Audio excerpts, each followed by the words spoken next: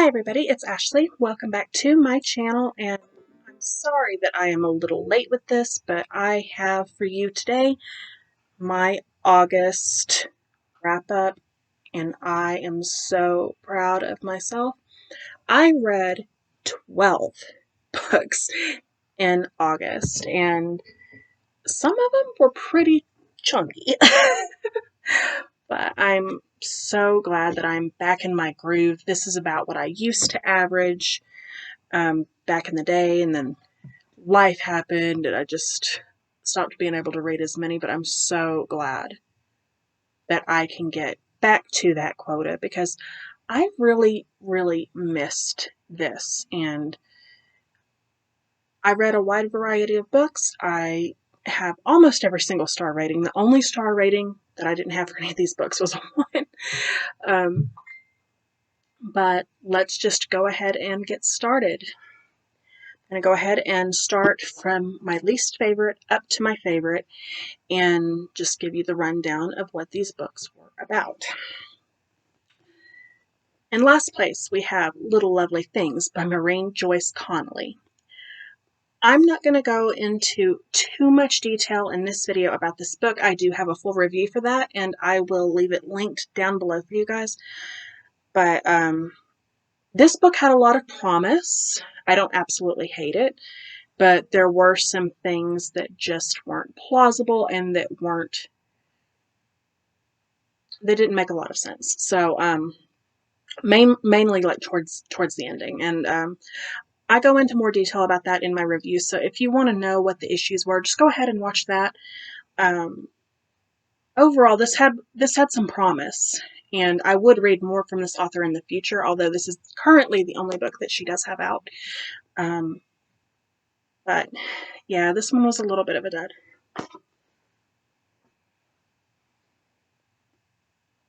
That was also a 2-star rating, by the way. I'm sorry, I forgot to say that.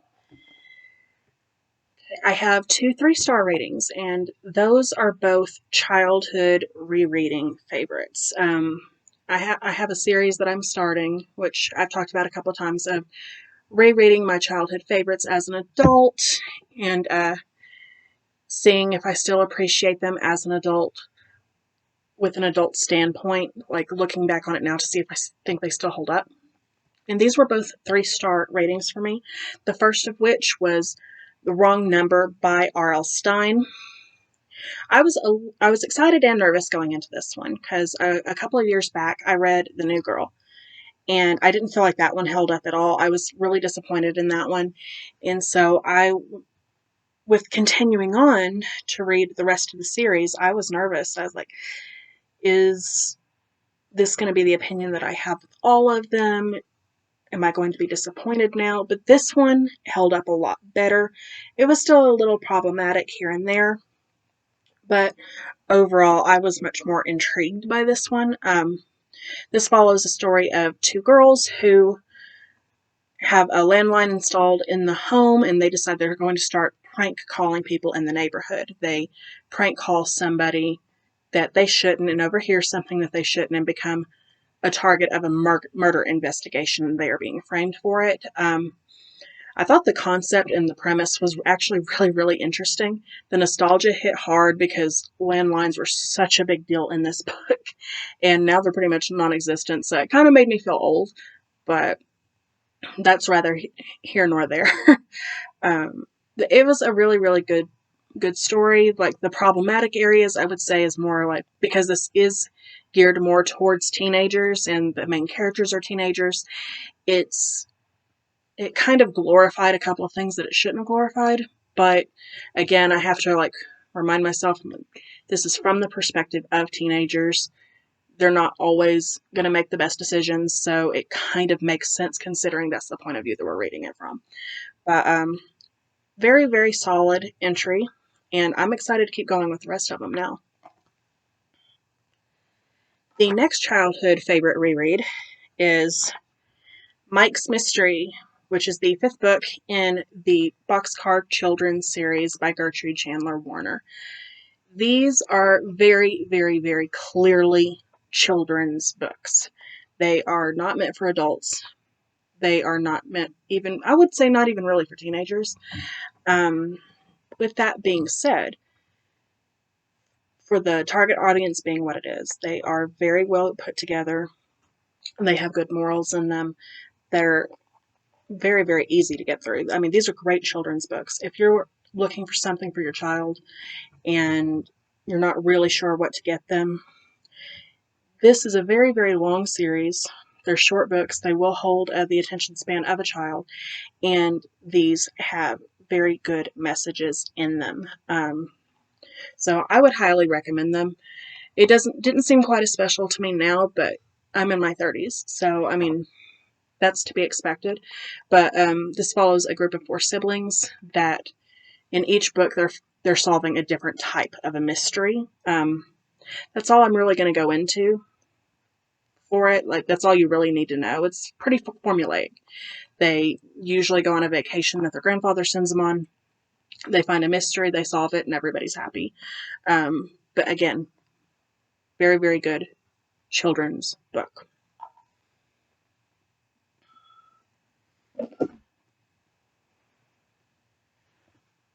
Okay, and moving on to the 3-star rated books, we have Three to Get Deadly by Janet Ivanovich. I've been talking about these books a little bit because I've been on a serious kick of rereading them. But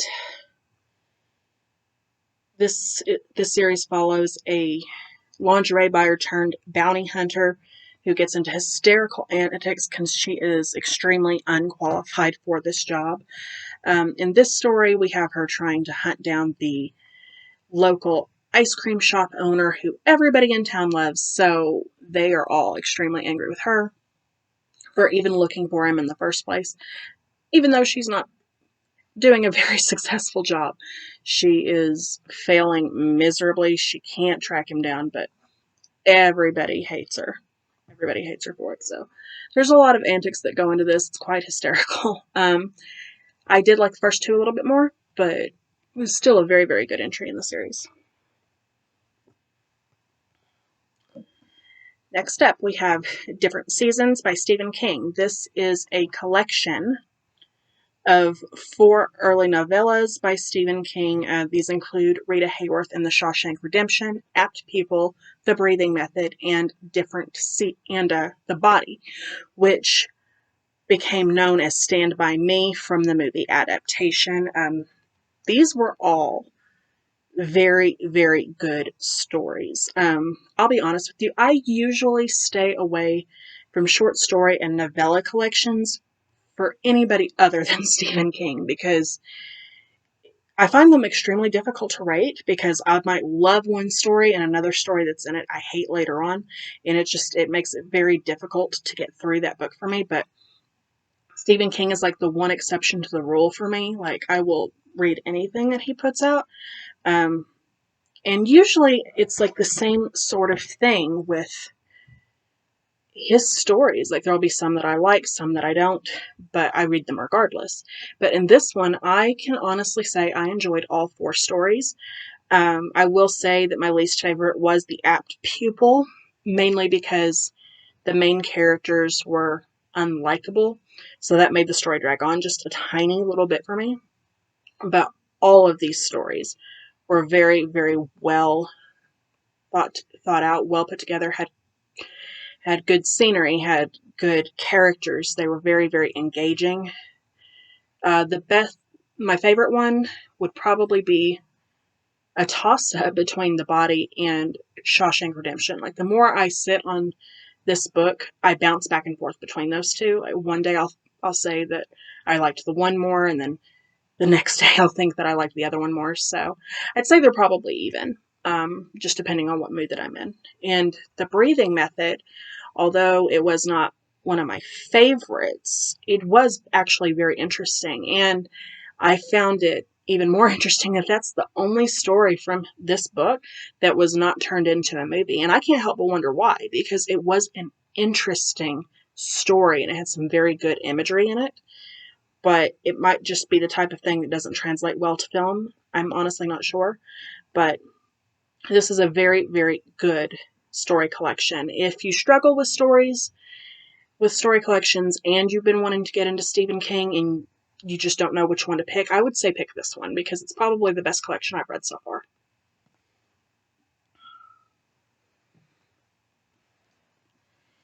The next book that I read this month was The Killing Game by Iris Johansen. This is the second book in the Eve Duncan series, which follows a forensic anthropologist who does facial reconstructions for the FBI. She primarily works on children, and there's a personal tie to that because her own daughter, Bonnie, went missing as a small child, and they later found out that she had passed, but the person that did it would not ever say where she was buried. So Eve has kind of got this obsession with working on children in the hopes of one day finding her daughter and being able to bring her home. This story focuses on that a little bit. There is a copycat killer that is kind of messing with her mind and telling her that he's actually the one that killed Bonnie, not the guy that confessed to it. And he knows where she is. And he's telling her that her daughter has been reincarnated into this little girl that's in the foster care system and telling her that he's going to kill her and it's all going to happen all over again unless she figures out a way to stop it. So she kidnaps this girl from a foster home and is on the run with her to try to keep her safe. Um, it's a little bit out there, but I understand her motivations in this book, and I still liked it just as much as The Face of Deception, which was the first book in the series.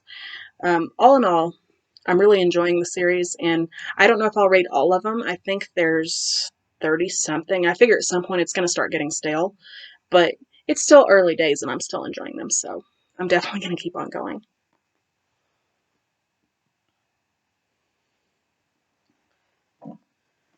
The next book is City of Fallen Angels by Cassandra Clare. This is book 4 in the Mortal Instruments series. I'm not going to really go into this one. If you've been on BookTube a while, you've probably heard a lot of things about the Mortal Instruments. I will say that I'm really enjoying the characters in here. I feel like there's been a lot of character development compared to the first 3 books, and I enjoyed that aspect of it, but plot-wise, I'm kind of thinking this might not have been a necessary entry. I kind of felt like the story was tied up at the end of book 3. That being said, it was well written. I still enjoyed it. I'm just not sure what the point of continuing on was. And if you've read the first 3 books, you'll understand what I'm talking about. But I definitely didn't hate this. I'm just confused why this was necessary and how there's 2 more after it. But all in all, interesting series, and I'm really starting to like Cassandra Clare's work a lot. The next book that I read this month was actually an audiobook, and that was The Surprised Guest, The Unwanted Guest. I can't remember the name of it. I'm so sorry. I'll put a picture up on the screen. It's by Agatha Christie, and this was a super, super short book. It was actually my first Agatha Christie ever. I don't know how I've made it this long in life without reading her, especially considering how much I love mysteries. But this follows a man he walks in unexpectedly to this lodge, finds a dead body and a wife with a gun in her hand, and she says that she killed him. And he doesn't honestly believe that she did it. So he is trying to figure out the mystery of it and protecting her when it comes to the police. It was interesting. I can see why Agatha Christie got as popular as she did, because she definitely knows how to throw down these context clues and really paint a picture that was clear. But the story itself, I honestly didn't love. Um, it just felt a little bit bland, but it made me intrigued to try more of her work. I get the feeling that this probably wasn't one of her most successful ones. But I can definitely see why she is so loved. So I want to definitely check out more of her things in the future. If you know of any particular titles by Agatha Christie that I should try, make sure to leave them in the comments down below, because I'm definitely looking for suggestions when it comes to her. And now we are on to the 5-star section of this wrap up. And all of these were rereads, but I did not remember them all very, very well. And the first one was For to Score, the fourth book in the Stephanie Plum series by Janet Ivanovich. This is my least favorite of the 5 that I have read so far. It was just, there were some crude, outdated jokes in it, and I do mean crude.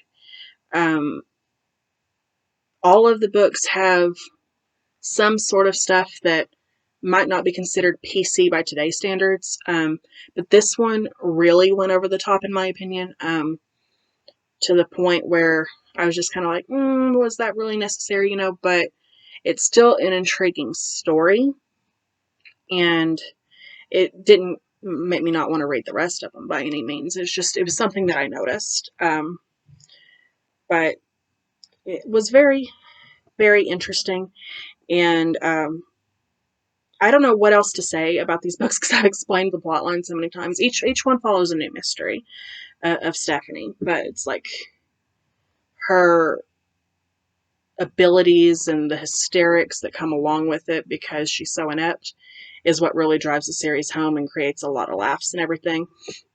But it's like some of the side characters in this weren't the best that I've ever seen, and it felt a little flat compared to the others, but it's still at the top of its game before like everything gets stale, before it gets super repetitive. And following that note, we have HighFive, the 5th book in the series. And this one, by contrast, was my favorite of the 5 that I have read. So I was definitely glad that I continued on. This has some of the best jokes that I've read, not only in this series, but in books in general. It's just so funny. And I keep blowing through these. I need to try to stagger them out a little bit more, or else I'm going to go through them way too fast. But I'm really savoring these, and I'm enjoying this reread. I'm glad that I'm doing this.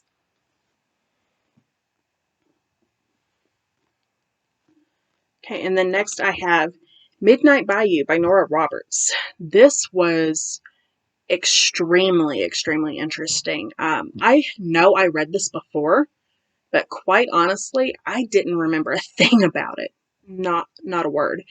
But this follows a story of this big city lawyer who buys this plantation house, and he starts to have visions of the previous owners and uncovers a mystery of the house where this girl, like back, I can't remember the year. This was one of the first books I read in the month, but there was a girl that had married into this well-to-do family that owned the mansion, and she was outside of their class, so their marriage was really looked down upon, and she got killed in the house. So it's like this big mystery of figuring out what happened to her. Like, we the reader know, but he doesn't really know. So it's like him discovering what happened and why his place is haunted and everything. It was an interesting take. But I really enjoyed this. I give it a 5 out of 5, and I hope you pick this up soon. And the last book I read this month was Hot Blooded by Lisa Jackson. I'm sorry I don't have a copy to show you. I know I owned this book at one time or another, but I can't find it. I don't know what happened to it. So I ended up listening to it on audiobook. I do have the sequel, Cold Blooded, but I haven't gotten to that one yet. But this story follows a radio show host who is getting these calls into her show threatening her, and it goes back to a mystery of a caller from several years back who had killed herself after listening to the show, and this woman she always blamed herself for that, even though there really wasn't anything that she could have done. And now this person is like bringing up old wounds and really like driving into her brain that this is her fault, and they're killing these new people in similar ways, and they're like, oh, this is your fault too. And it's like people that are close to her. So it's like trying to figure out like what actually happened in the original timeline, as well as figuring out who is doing this to her now. It's a really interesting book. I don't know if the other books in the series follow the same character or the same storyline. I really don't have any idea, but I really, really enjoyed it a lot. And I'll be honest, like when I first opened it up and I realized it was going to be about a radio DJ, I thought I was going to be bored out of my mind because I'm not typically into that part of culture. I don't really listen to the radio. I don't, and if I do, like, I tend to change the channel as soon as like the commercials or advertisements or whatever come on. I don't like listening to that. So, I just thought that I was going to be bored senseless in this book, but I really wasn't. So don't let that discourage you if you're like me. Okay, so that is all that I have for you guys today. If you liked this video, please make sure to comment, like, subscribe, follow me on the social medias that I have listed in the description down below. I just started an Instagram account, so go ahead and follow that. If you're following my other ones and you've been wondering about the Instagram, I finally broke down and did that. But I will see you guys next time. Bye.